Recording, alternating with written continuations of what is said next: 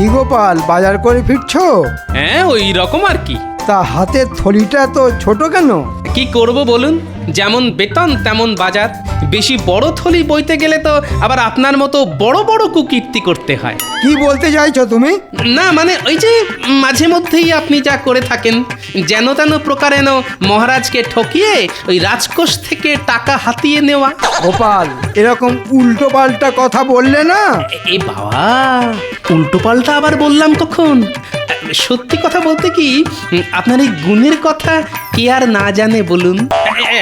দেখুন দেখুন, ওই যে লোকটা যাচ্ছে, ওকে ডেকে জিজ্ঞেস করলেও না ও আপনার গুণের কথা বলে দেবে। গোপাল, এ বাবা, খামোকা রেগে যাচ্ছেন কেন মন্ত্রী মশাই? আচ্ছা আচ্ছা, ঠিক আছে ঠিক আছে, একবার জিজ্ঞেস করেই দেখি। অর্বাচীন,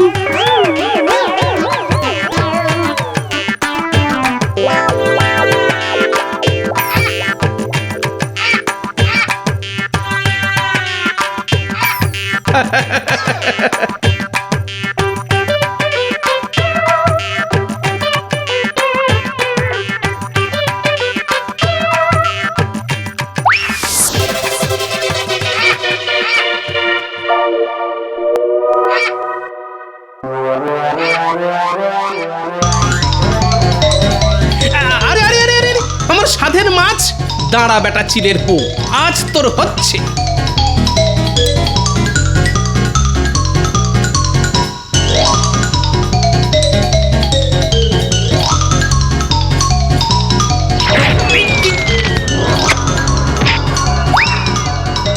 হে, আলু পটল রাস্তায় গড়াগড়ি খেলো রে। তুলে দাও। দেখছো না চিলের পেছনে দৌড়চ্ছি।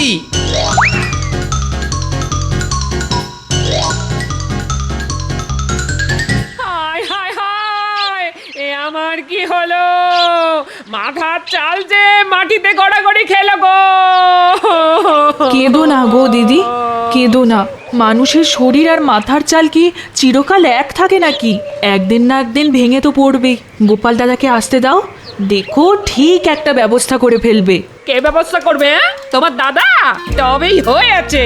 কতদিন ধরে বলে যাচ্ছি ওগো, চালের গতিক সুবিধের নয়, চালের গতিক একদম সুবিধের নয়। ঝুরঝুর ঝুরঝুর করে পচা খড় ঝরে পড়ছে।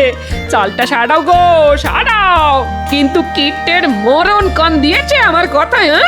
আজ একদিকটা পড়লো ভেঙে, সামনে বর্ষা আসছে, ওই বর্ষায় আমি কোথায় যাব গো? আরে অত চিন্তা করো না তো, তেমন হলে কটা দিন আমাদের ওখানে গিয়ে থাকবে। কেন, বোনের বাড়ি কেউ কি গিয়ে থাকে না? তাহলে খুব মজা হবে, সারাক্ষণ শুধু গোপাল দাদুর গল্প শুনবো। হায় হায় হায়, এ আমার কি হলো? মাথার চাল যে মাটিতে গড়াগড়ি খেলো গো। কত ছাড়া চিল, আজকে খুব পালিয়ে গেলি, কিন্তু ভালো করে চিনে রেখেছি তোকে। যেদিন ধরতে পারবো না, পেট চিরে সব কুঁচো চিংড়ি বের করে নেব। হ্যাঁ ওগো ওগো, আমার কি সর্বনাশ হলো গো। এ তো মহাবিপদ। কুচো চিংড়ির থলি ছিনতাই হলো আমার, আর গলা ছেড়ে কাঁদতে বসলেন উনি। ওগো, গলা ছেড়ে কি এমনি কাঁদছি গো? একবার ঘরের ভেতরে গিয়ে দেখে এসো গো, মাথার চালের একদিক যে ভেঙে পড়েছে গো। হ্যাঁ, সে কি? এই তাহলে তো খুব মুশকিল।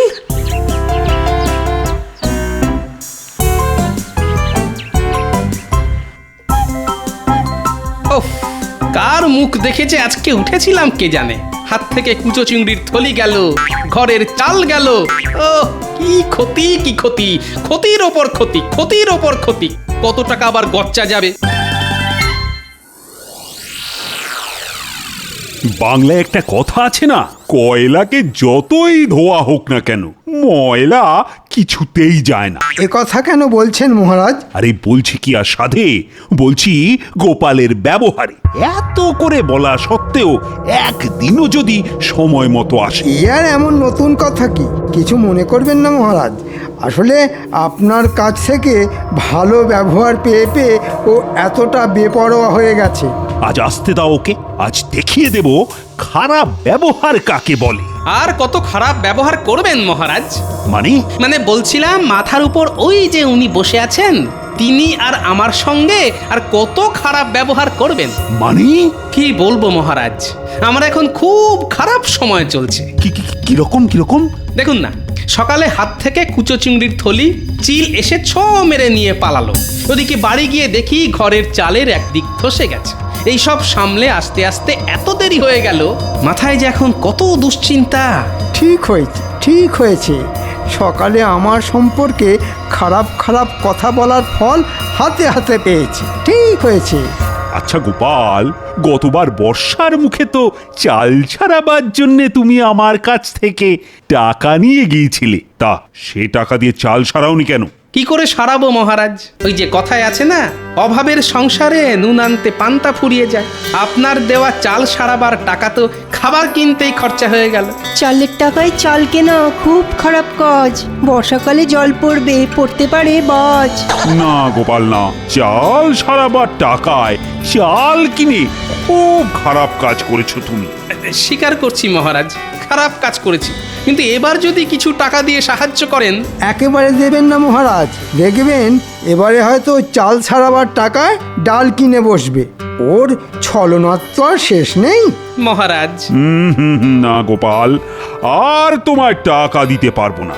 নিজের চাল সারাবার ব্যবস্থা নিজেকেই করতে হবে তোমায়। এবারে বোঝো, কত ধানে কত চাল।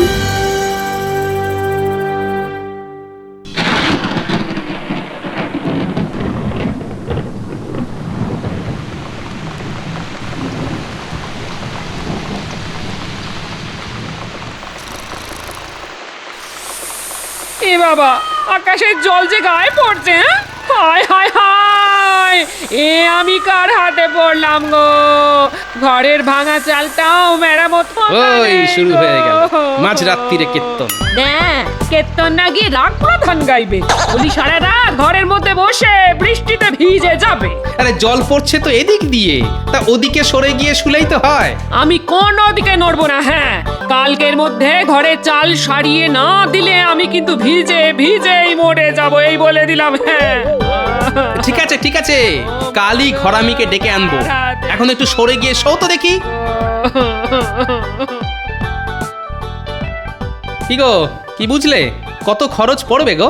দেখো গোপাল দাদা, এই চালের অবস্থা তো একেবারে শোচনীয় হয়ে গেছে গো। ওই টাপ্পি দিয়ে কোনো কাজ হবে বলে তো মনে হয় না। তাহলে কি করতে হবে বলো? পুরো চাল ফেলে দিয়ে নতুন করে সবটা ছাইতে হবে। বাবা, এ তো অনেক খরচের ব্যাপার। সে তো খরচ একটু হবেই। কত? 150-200 টাকা তো বটেই। কি হলো গোপাল দাদা, বসে পড়লে যে বড় শরীর খারাপ লাগছে? ওই মানে তোমার খরচের বহর শুনে মাথাটা কেমন বোঁ করে ঘুরে গেল ভাই।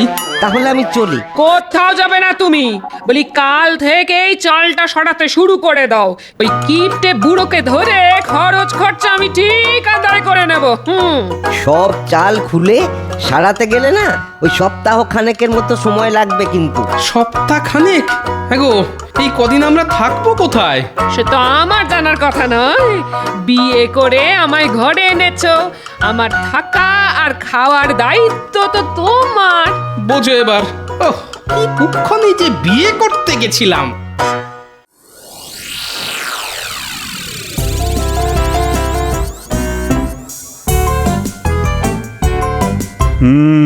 প্রকৃতির চরিত্র বোঝা কার সাধ্য। কাল রাতে কত ঝমঝম করে বৃষ্টি, আর আজ সকালে কেমন ঝলমলে রোদ। প্রণাম মহারাজ। কি ব্যাপার, এই সাত সকালে তুমি? মহারাজ, চাল সারাবার ব্যবস্থা হয়ে গেছে মহারাজ। ভালো কথা। তা আমায় কি করতে হবে? না মহারাজ, টাকা দিতে হবে না। ঠিক করেছি ভোলা ময়রার কাছ থেকে চড়া সুদে কিছু টাকা ধার করে চাল সারাবো, তারপর না খেয়ে ওই টাকা শোধ করব মহারাজ। খুব ভালো, খুব ভালো। কিন্তু মহারাজ, আমি থাকবো কোথায়? কোথায় থাকবে মানে? ঘরামি বলেছে সমস্ত চালটা খুলে ফেলবে আর সারাতে লাগবে 1 সপ্তাহ। এই কটা দিন আমি কোথায় মাথা গুজবো মহারাজ? ও, সেসব আমি কি জানি। তোমার তো চেনার শোনা অনেকে আছে, তাদের কারোর বাড়িতে কটা দিন কাটিয়ে দাও না। হ্যাঁ, ওই পুটির মা বলেছে বটে, তবে তার নিজেরই তো ছোট ঘর, তার উপর বাচ্চা কাচ্চা। আচ্ছা মহারাজ, কটা দিন আপনার বাড়িতে যদি থাকি? না না না না না, সেটা হয় না। তুমি অন্য কোথাও ব্যবস্থা দেখো।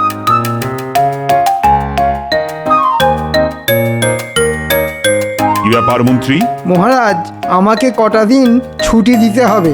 রাজসভায় তো আর এসব কথা বলা যায় না, তাই একান্তে বলতে এলাম। ছুটি নিয়ে কি করবে? আগে একটু শ্বশুর বাড়ি যাব, ওই 1 সপ্তাহের জন্যে।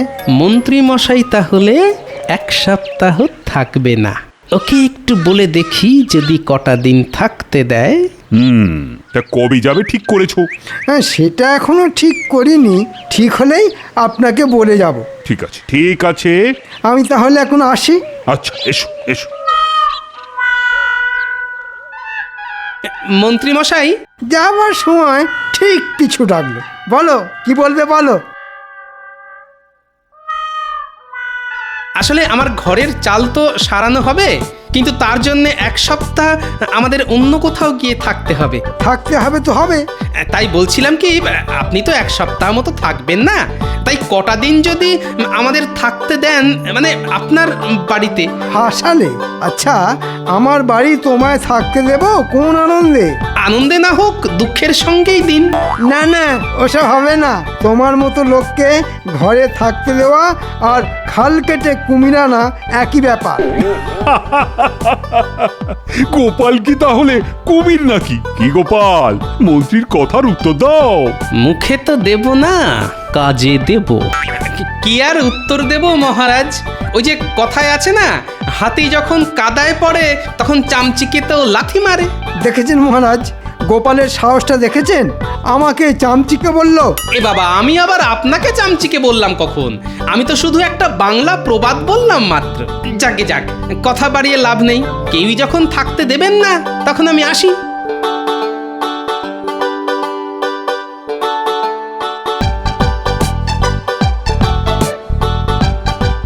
তাহলে বুঝতে পারলি তো কি করতে হবে? খুব পেরেছি গোপাল দাদু, দেখো না কি করি। হাড় একেবারে কাঁপিয়ে দেব। এমন নাচা নাচিয়ে দেব যে পালাতে আর পথ পাবে না। বাহ, এই তো চাই। তাহলে রাতের বেলা আবার দেখা হবে। পুটি, তোদের ওটাকে তাহলে কোলে করে নিয়ে আসিস। তুমি কিচ্ছু চিন্তা করো না গোপাল দাদু। আমরা তাহলে এখন আসি। হ্যাঁ, আয় আয়।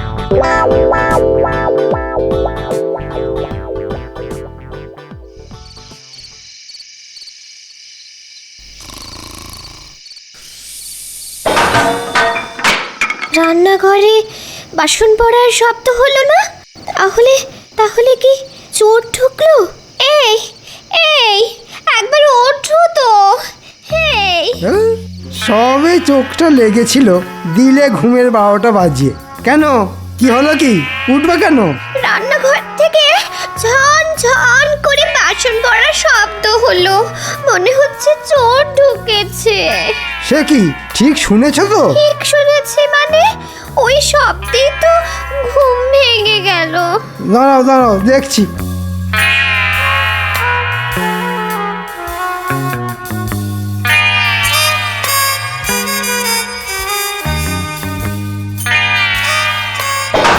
কে কে কে কে কে কে কে রে? বাবা, এটা আবার কে রে? এ তো চোর নয়।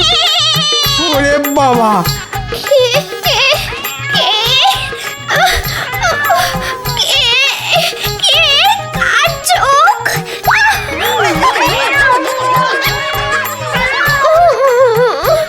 এই কি হলো গো? হ্যাঁ, চাদরে মাথা মুখ ঢেকে এমন করে কাঁপছো কেন? জানলাটা হুট করে খুলে গেল। তারপর দেখি দুটো চোখ জল জল করছে, জল জল করছে। জানলায় জানলায় একটা কালো বিড়াল। সে কি, জানলায় তো ছিটকিনি ছিল, আর কালো বেড়াল কোত্থেকে এলো? আর উনুনের ওপর ওই সাদা মূর্তি। ওগো, আমাদের কি হবে গো? কালো বিড়াল তো খুব খারাপ জিনিস। জন্মে তো আমাদের বাড়িতে কোনো কালো বিড়াল দেখিনি। সারা রাত জেগে থাকতে হবে, কাল সকালে কিছু একটা ব্যবস্থা করা যাবে। বুঝলে দাদু, ভয় দেখানোটা না বেশ জব্বর হয়েছে, কি বলো? খুব ভালো কাজ হয়েছে। পুচকে, এখন তোকে একটা কাজ দেব। বলো দাদু। তোকে মন্ত্রী মশাইয়ের বাড়ির কাছে পিঠে থাকতে হবে, তবে খবরদার দেখতে যেন না পায়। আরে কিচ্ছু পাবে না, তুমি শুধু বলে দাও আমায় কি করতে হবে। তুই শুধু জেনে আসবি মন্ত্রী মশাই আজ কি করছে। ঠিক আছে। ওগো, কিছু একটা করো। কাল রাতে যা ঘটেছে তাতে আমার মন বলছে এ নির্ঘাত ভূতের কাজ। ঠিক আছে, আমি কুঞ্জ ওঝাকে ডেকে আনছি। ও এসে ঠিক বলে দেবে এ ভূতের কাজ না মানুষের কাজ। আর ভূতের কাজ হলে ঝাড়ফুঁক করে ঠিক ভূত তাড়িয়ে দেবে, আর মানুষের কাজ হলে ব্যবস্থা নেব আমি ওর বাড়ি যাচ্ছি।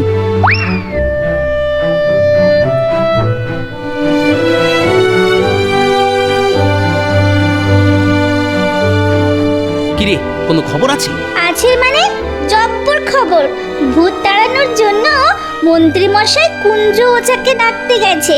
ঠিক আছে।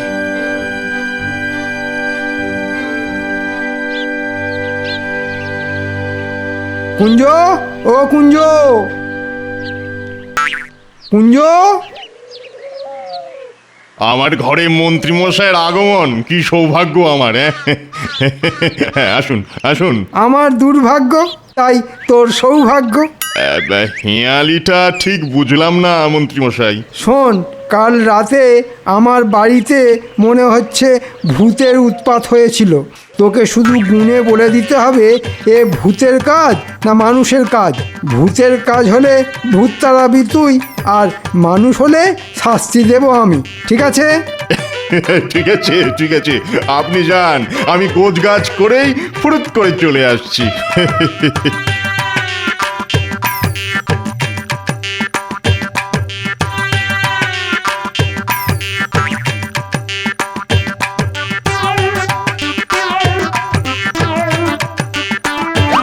কুঞ্জরে,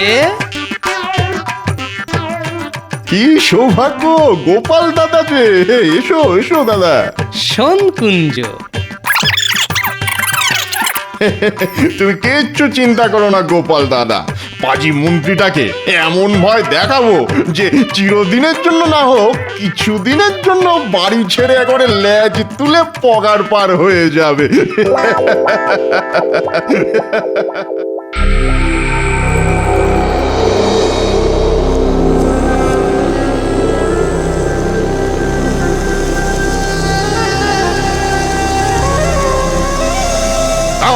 রিং রিং ছক্কা রিং রিং আক্কা ডং ডং কুং গাং বুং ভূত।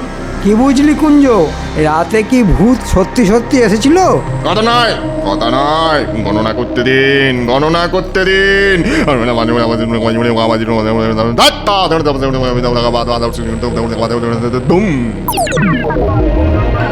কি বললে তুমি? তুমি আবার ফিরে এসেছো? হ্যাঁ, কে এসেছে কুঞ্জ?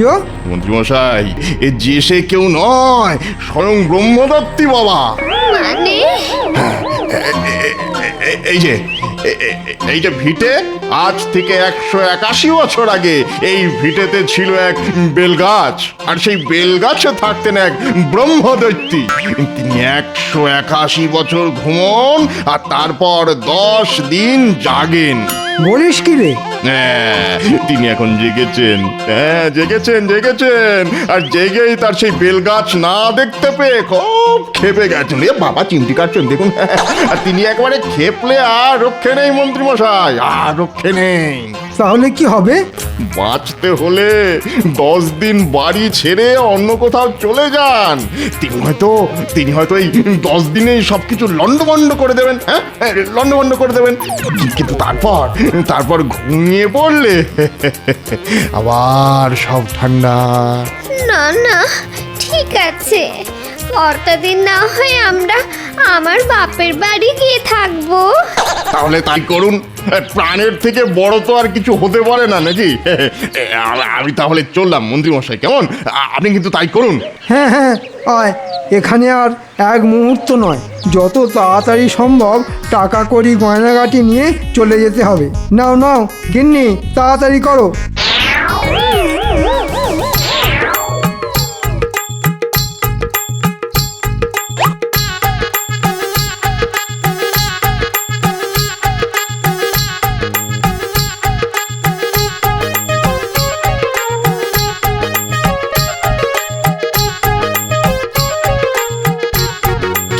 মন্ত্রী মশাই অন্তদন্ত হয়ে কোথায় চলেছেন? জমের বাড়ি থেকে বাঁচতে শ্বশুর বাড়ি যাচ্ছি। আর আপনার বাড়ি? ওটা এখন ভূতের বাড়ি। আরে দাঁড়িয়ে পড়লে কেন? চলো চলো। মন্ত্রী মশাই, কি হলো কি? বলছিলাম কি, আমার বাড়ির চাল তো সারানো হবে, তাই কটা দিন যদি আপনার বাড়িতে থাকার অনুমতি দেন। তাহলে থাকো গিয়ে। তবে তবে ভূতে এসে ঘাড় মটকে দিলে আমাকে আবার দোষ দিও না কিন্তু।